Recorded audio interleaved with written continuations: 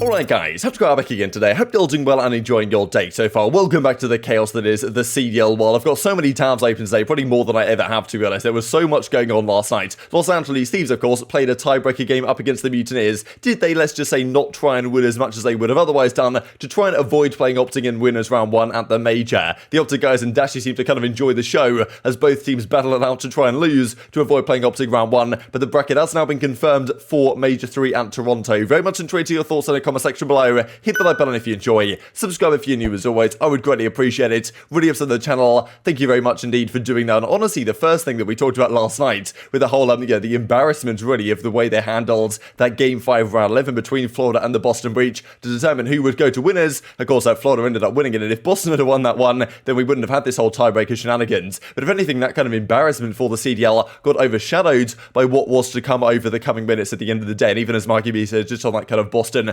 versus Florida thing, like at the end of the day, the ideal situation is that, we can actually recreate the game with a decent pause feature within the game state itself. But with that not being the case, we have to rely on admins to make intelligent decisions in these cases, and it seems like for whatever reason they decided, you're not getting your glide bomb back, TJ Halley, which, arguably could have cost them in that round 11, right? So difficult times for them, of course, Methods and the other guys very frustrated, understandably so, but yeah, they will start in the losers bracket at the Major. Now, of course, Los Angeles Thieves, they're playing a game. Kenny went his kind of characteristic, not a particularly great series. In the series that they lost, they got 3'd, of course, by OpTic, but he dropped like a 1.3 in their series against Florida. And we'll have to see this, because honestly, this is one of the more ridiculous series I've seen in the CDL. I kind of wish, actually, that instead of doing a best of 5, because, look, the fact of the matter is, for this particular tiebreaker, it doesn't mean that much, right? You're literally playing for the 7th seed or the 8th seed, and the loser plays the number 1 seed, the winner played the number 7 seed, and therefore, you actually might have wanted to lose this series. We'll kind of explain that here in a second. And therefore, I wish that this tiebreaker was just like a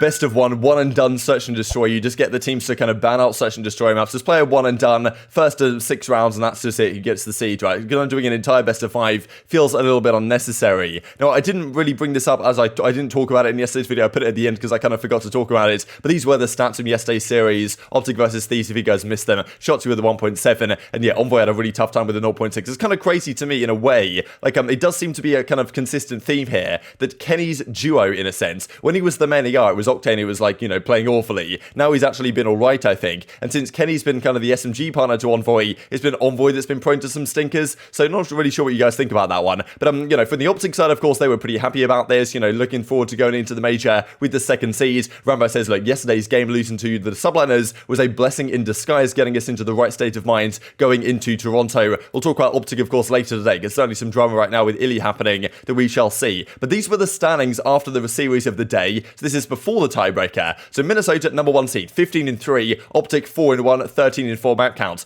Now, this is where things get spicy here, right? The 7th and 8th seeds. Both 2-3 teams, both with exactly the same map win percentage. So therefore, the next tiebreaker comes through, which is strength of schedule. And the thing is that Thieves and Mutineers both played the same 5 teams outside of Mutineers played Guerrillas and Thieves played London. Therefore, what they say is, okay, let's have a look at between those two teams who placed higher. And you can see Ravens here is 10th and Guerrillas is 11th. So I thought that would kind of settle it. But the problem is, you actually can't really separate these two teams because they didn't play each other. And they have exactly the same map count. This is not just the percentage, I'm pretty sure, that matters here. It's actually the specific map count, because what they would do is they would add up all the map wins and losses of the teams that Thieves and Mutineers played, and whoever has the higher percentage goes through. And because it's literally identical in terms of map win and loss here for Ravens and Guerrillas, therefore they can't separate Thieves and Mutineers on the numbers itself. Therefore they have to do a tiebreaker game. As I say though, I wish it was kind of a best of 1 search and destroy, because this kind of tiebreaker situation isn't going to be that influential, even though, look, if you're Thieves, you probably wanted to avoid the team that just absolutely demolished you in the matchup right before that. So therefore a tiebreaker game was forced between Thieves and the Mutineers. And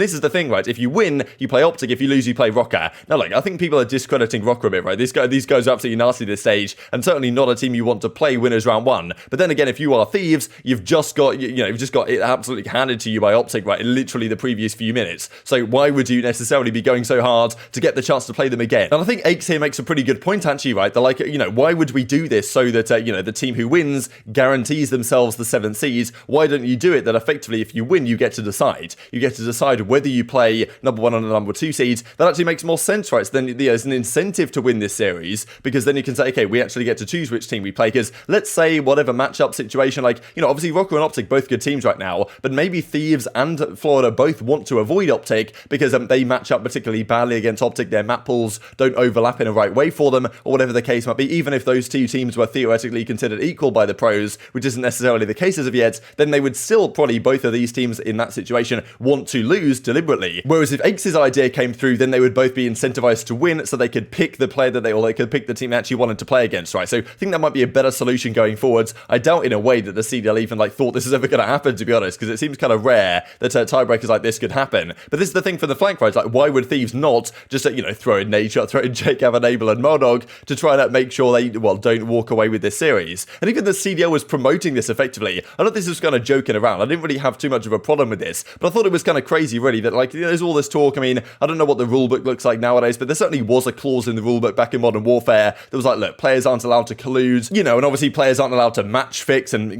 deliberately losing a match is effectively match fixing, right? So, and the CDL's saying in their kind of keys to victory, throw in some accidental team kills, winner plays OpTic if you're on the opposite side of the bracket if you lose. So basically saying, look, just throw in some team kills, just nade your teammates a little bit, don't try too hard. And the funny thing was, really, that we're playing Bacage map 1, and this was the most ridiculous map I've seen in a very long time. It was honestly more entertaining than a lot of Paris Legion matches, but it wasn't exactly top tier Call of Duty. And even from the Thieves side, don't bounce back for the tough loss. If they win, they have to play OpTic again. So they basically say, look, just deliberately lose. The CDL are basically saying it, right? And Daniel Sai says, look, we shouldn't have done this, really. We try and put this in good taste. Obviously, this is a joke. It shouldn't have been put up there. And I do think, the fact that the CDL is doing this is, it just looks weird on the league. And I think a pretty bad day for the CDL itself yesterday. And also this, right, from Looney's side, Minnesota's sitting there thinking, okay, I'm going to second it, lads. You're just promoting losing this series for these teams so they get to play us. Pretty disrespectful to us and to the competitive integrity of the sport, I suppose. So not really sure what you guys think about that. I didn't really mind it too much, but I certainly do think from a competition perspective, I do have a bit of a problem with ever deliberately losing in situations, even if it can be beneficial. And as Crimsix says, Minnesota are going to come with the fire with all this shade that's going on with everyone saying they should deliberately lose. And even as Slash says, right, just straight up roasting the guys on Thieves, because clearly they were not exactly playing to win. We'll see that here in a second. But as he says, I would never throw a match or cheat to win, but maybe I would just raise different, right? He's trying to win. And that's the thing really at the end of the day. If you're Thieves and you have deliberately lost this series, you're basically admitting that, you don't want to play OpTic. And because OpTic are one of the big favorites for the tournament, you're basically saying, we don't have too much confidence in ourselves to make this run, right? If you're super confident in your team and you can win the thing, you're going to say, okay, let's win the series, let's play OpTic, let's beat the best team round 1, and let's make the run. Now, of course, if they beat OpTic, they might well play FaZe in winners round 2, so it's going to be far from easy for them if they were to have that situation transpire. But, still, I think it's a mentality thing that some players differ on, as Slasher most certainly does here. And even as Slasher says, the streamer, most of the community is advocating for a team to throw a match. We shouldn't be doing this. And as Gravity says, acting like you don't have to beat the best teams to win an event. They're basically saying, throwing is basically saying you don't believe you can win the event. So I thought it was rather interesting. And as soon as I saw the map count, right, or the map and modes combination, I was like, okay, yeah, this is chalked. Because Thieves, Jacob was trying to run this kind of idea that they were kind of practicing new ideas for the major. They're practicing their maps, trying out new weapons, and they go to a Bacage hardpoint where Thieves, do Thieves really ever play Bacage? It doesn't seem like a map that they really favor. I'm pretty sure they ban it most of the time, so not really sure why I'd want to get extra reps in on that one. But we'll talk about Jacob a bit more here in a second. And that's the thing, Cronus, as he says, both teams come out game 1 both with the Tommy gun. They were trying this gun out, and it was okay, yeah, maybe we're trying it out, just we can do a Volk thing at Major 3, of course Guerrillas did at Major 2. But still, from the very first moment in this map, it looked like they were just effectively not trying as hard as they possibly could do. And the trend really did continue, right? Look, this was a particular moment I noted. Envoy got a 3-piece around the hill, and at the time I wasn't sure he should necessarily have gotten it, and he ends up running off. I'm pretty sure he was number 8 right here, so he gets a 3-piece and just runs off the hard point. But just look at this minimap, right? It doesn't really matter who was at fault or who should have gotten the hill or whatever. It's look at what's going on. The Thieves guys are nowhere to be found. No one is anywhere near the hard point. I saw so many occasions where the players would just deliberately get out of the hill and would just play for kills instead. It seemed like Thieves were deliberately trying to keep a little bit of a deficit to Florida, and even at times Florida were do we really want to win this? Do we really want to get in the hard points? And the way this one ended was just ridiculous. The fewest amount of points scored to win a professional hard points, 176 only points scored by Florida to win this game. And this is another one right at the end of the game. Jacob wasn't too convinced this actually was a bad play, but Kenny literally sat in this corner for 10 seconds. I'm almost certain, right? I'm pretty sure if this is a real proper game where players are actually trying, he would have gone in here, he would have tried to shoot Vivid in the back, he would have tried to do something to contest the hard points, stop the clock going down, right? Because there's only 12 seconds left here. It just shows that these teams weren't really giving it their all when, the game ends on game clock because no one wants to get in the hard point, because no one wants to win. But Kenny did drop a 1.2, 1.3 this series, right? So I guess you got to give him credit for that at the end of the day. But honestly, just mind-blowing stuff, as JP Krez says, pretty ridiculous. And they lose this map, but they were having a good time, right? They were okay, they go to one down, and they're thinking, okay, wow, what a fantastic job, boys. fist bump in. It looked like they'd won the map, to be honest, because, of course, they probably didn't necessarily want to win. And game 2 as well, like, we had people pulling out the snipers, like, they did win a few rounds, Thieves, to try and make it convincing that they might have been trying to win this series. But just watching them play around with the snipers in these situations was just, it was frustrating, but honestly, it was kind of entertaining just to see what they'd come up with next. And as Mutineers say, found out which team is scared of OpTic. That's kind of the key thing, right? Like, if you are Thieves here, like, you got 3-0'd in this series, are you actually just pretty scared of playing OpTic again? That, of course, would be the obvious implication. And this I thought was pretty funny, actually, from Crone here. This final round, like, there's no way if Thieves were trying, they'd have lost this round. The way they were kind of throwing lives, I swear, I don't know what they were playing at, to be honest. But this I thought was pretty good from Crone, right? They got 3-0'd, and they're super hyped about it. Let's go, boys. Like,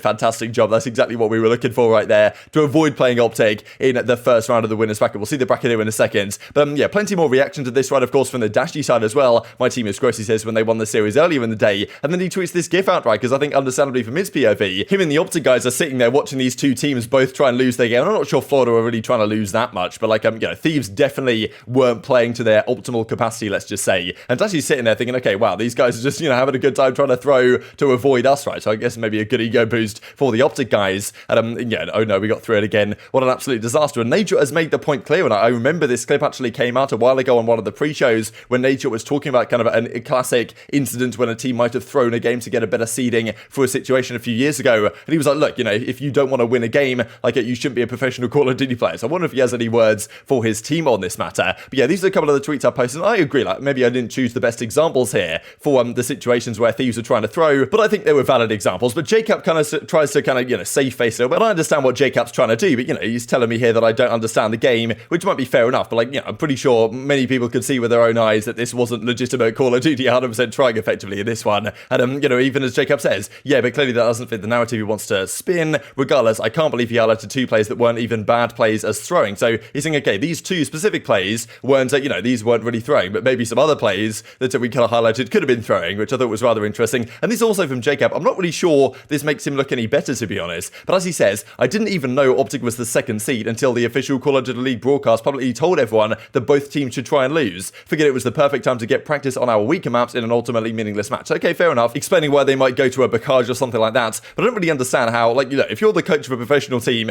you should probably know the seedings, right? So I guess he's saying this with the idea that, okay, I didn't even know the seedings, therefore, like, I wouldn't, have told the players to throw or not throw or whatever. And it was actually the CDL's fault that we weren't trying so hard. But, like, I'm not really sure that makes him look better or worse, to be honest. And they're talking about, okay, the Tommy guns being pulled out, maybe that's going to be the strategy there. And he also goes on to say, this I thought was kind of funny, like, if he's going to tweet these, I guess he's talking about my tweets here, then at least you should find some good examples. So, like, basically saying that there probably were some good examples in this game of where they were legitimately trying to throw the game. Don't know what you guys think about that one, but not exactly easy for Los Angeles Thieves right now to pretend that this was all legitimate. But look, at the end of the day, they got to the winners bracket. This is the winners bracket. Let's just dive into things. Rokkr versus Thieves winners round 1. All these games are bangers, to be honest. The losers bracket is tough for the Paris Legion, right? They played the loser of Toronto and Atlanta, but all these games are great. Like, OpTic play Mutineers, probably the best first round matchup they could hope for, but still, bit of a bogey team for OpTic, it most certainly has been. And all other games, like Rokkr, Thieves, Ultra FaZe, Surge Subliners, like this one especially is a banger. These games are absolutely fantastic. But yeah, very much intrigued to your thoughts on all this stuff in the comment section below.